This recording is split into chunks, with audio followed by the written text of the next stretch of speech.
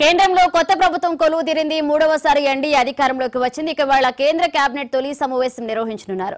ఇక మొత్తం 71 మంది సభ్యులతో మోదీ మీట్ కానున్నారు. ఇవాళ జరిగే కేబినెట్ సమావేశంలో ప్రధానంగా 100 రోజుల కార్యాచరణపై చర్చిస్తారని తెలుస్తుంది. అలాగే ఇవాళ 100 రోజుల కార్యాచరణపై చర్చించే అవకాశం కనిపిస్తుంది. ఇక మరొక వైపు ఇండియాకు పెట్టుబడుల ఆకర్షణ, వివిధ రంగాల్లో విప్లవాత్మక మార్పులు పలు అంశాలపై చర్చించనున్నట్లుగా సమాచారం.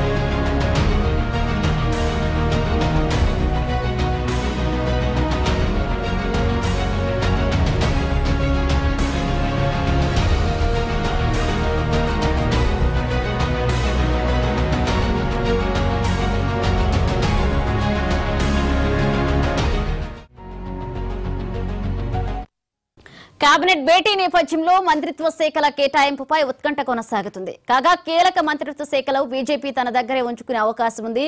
అటు ఏపీకి కేటాయించిన మంత్రి పదవులకు ఎలాంటి శాఖలు కేటాయిస్తారనే దానిపై ఉత్కంఠ కొనసాగుతుంది.